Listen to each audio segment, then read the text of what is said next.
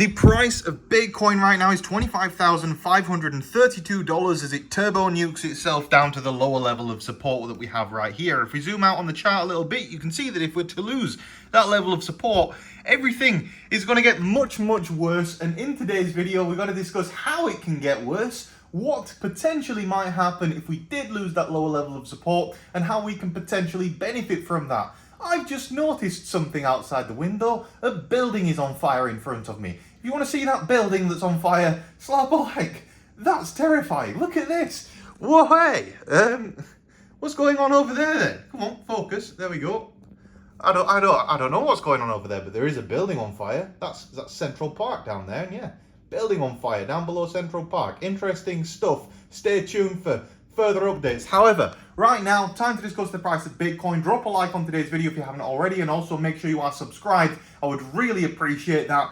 And let's assess what's going on with the markets right now. Bitcoin not looking too great, to be honest. It's all looking pretty terrible, to be honest. But it has been looking terrible for a while now, and that could be a pretty bullish test of support, to be honest, because we have bounced off it quite significantly since it's happened. And we're going to keep an eye on that throughout the course of today's video and give a final assessment on it at the end of it. But basically, I mean, if we drop down onto the 1 minute chart to see how that bounce occurred, you can see that it was basically a 1 minute candle that took us down, and then since then we've been bouncing back to the upside. That could of course just be a dead cat bounce and we keep going down after we've come up now, but it's going to be interesting if we manage to retake these levels right here. Going to keep an eye on that throughout the course of today's video. But what are the things that we need to be watching right now? Well, apologize for my hands shaking. So nervous about the market. No, I'm not.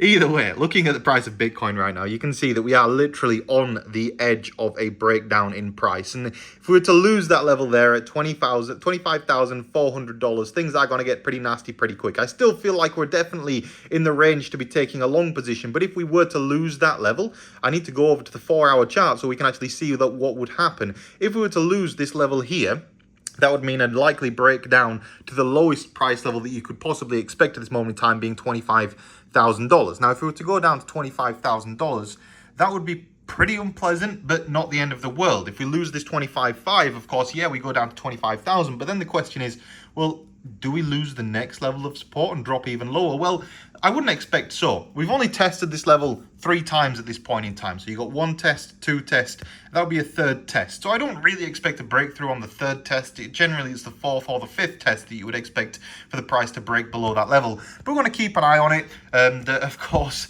yeah, it's not looking fantastic. I will be completely honest about that. In terms of my current open positions, I currently have a long position that I'm averaging in at these levels, around 25.5 to 25,600. I'm taking out longs in this range. Didn't take one out in this range right down here, just because I just started filming today's video. Otherwise, I would have done.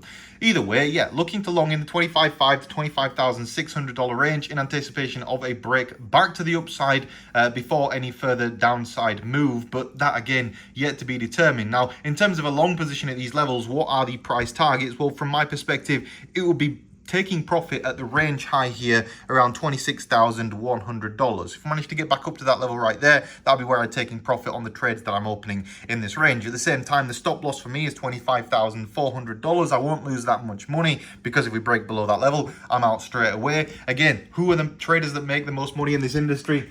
Disciplined traders. Disciplined traders make the most amount of money, and the people that lose money in this industry are not disciplined traders. But that building is still on fire. Let's tune back into the building that's on fire in front of me right now. So have a look at that. You know, come on, focus. There we go. Oh, no, we've lost it again. Come on, find some focus. It's just not wanting to focus today, is it? 2 and then 3 and then zoom right in. What is going on over there then? That looks not good. It is a particularly warm day today in New York, and yeah, building fires. There's been a few already while we've been here. There was a building on fire in Queens the other day, and that building that was on fire in Queens, that really went up very, very badly. Either way, checking back in on the price of Bitcoin. Bitcoin is this price. I've already explained the price levels of which to watch. So now let's check in on today's cryptocurrency news before assessing what's going on with the price of Ethereum, where the first thing that's pretty interesting in today's crypto news is Binance is delisting its own Binance US dollar pairs. Why is Binance doing all of this stuff right now that looks incredibly suspect? I don't know. Would I be holding funds on Binance?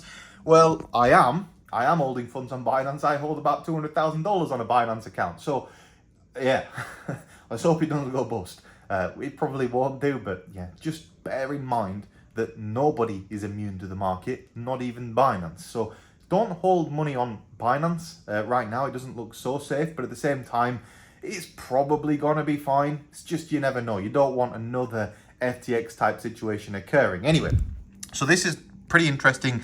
The end of BUSD has pretty much happened at this stage. I don't understand why it's happened, but if you want to read more about it, go to cryptosavingexpert.com and start reading. Now, only 6 out of 210 million Bitcoin investors are billionaires. It's pretty interesting. That's a statistic that's changed a lot over the years. There's been a lot more than 6 throughout history, but right now at today's current price, there's only 6 billionaires in Bitcoin. That's really interesting. Out of 425 million global crypto investors, only 6 have Bitcoin holdings worth up to 1 billion, or over 1 billion, that should really say. Yeah, by him, take note. Use your grammar correctly. Either way, moving on. Bitcoin miner Marathon Digital mined 9% less Bitcoin last month. What does this mean? Well, we all know we're headed for a Bitcoin halving right now. And that Bitcoin halving, as and when it comes, is going to be great for the industry. What is going on right now is mining difficulty is rising. That's meaning that in theory, Bitcoin's price has to rise because it's becoming more and more expensive to mine Bitcoin. So from the fundamental perspective, it does make sense for Bitcoin to bounce at these levels because these levels do seem very low. It is quite bearish and sad in the market right now. You can see engagement is dropping off. You can see volume is dropping off. You can see that there isn't just a whole lot of appetite. That's generally because it's summertime. People go outside, but you know what's coming to an end soon? Summer. Summer's coming to an end. The worst period generally for crypto is summertime. Winter tends to be much better because people go inside and turn on their computers again and start messing around with the internet money. I think things are going to get much better fairly soon for the crypto industry because winter is coming, and generally that's a good sign. At the same time, mining difficulty being higher than ever, that again is a good thing. You want mining difficulty to be rising. That means that there is more and more competition and more security for Bitcoin. So overall, a good thing, despite on the surface it looking like a bad news headline. Finally, 4 reasons why you should learn to code. Now, if you don't know how to code and you want to learn how to code, you know the easiest place to go and learn? CSE+. You should go and check this out. I made a whole video yesterday on the main channel. I think that's this video right here. Please look at this. We've got 2 hands.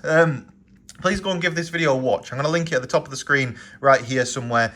Please do go and give this video a watch. It's all about Crypto Saving Expert Plus, what it is and how it can benefit you. If you want to sign up today, please do that. There are 2 discount codes in the video description of this video and of that video that for the next few hours, and it's literally like 5 hours left at this point in time. It's when 12 o'clock ticks over, midnight in the UK. That's when these discount codes run out. But the current discount codes, one gives you 70% on top of an already discounted price, and the other one gives you 50% on top of an already discounted price. It means that, yes, you've got to pay the full annual subscription up front, but it does mean that you get a significant saving throughout the course of the year. And these discount codes, when they end, there will never be a discount code as good again. There may be future discount codes. In fact, there definitely will be. I mean, I'm a business at the end of the day.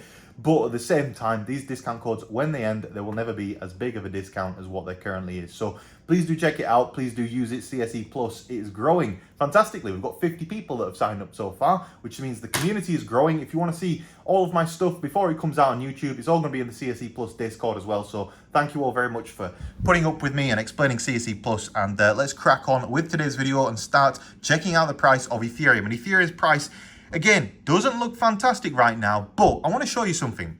It's on the Ethereum versus Bitcoin chart. And to me, this actually looks pretty good. We've got here the basis for a theory that would mean that we have an inverse head and shoulders pattern playing out right now, with a resistance level being at this range right here. If Ethereum versus Bitcoin is going to start breaking up pretty soon, which it looks like it should do, that might mean we've got a short-term altcoin rally on the come up. Basically, you can see that Ethereum versus Bitcoin has been trading sideways for a while now.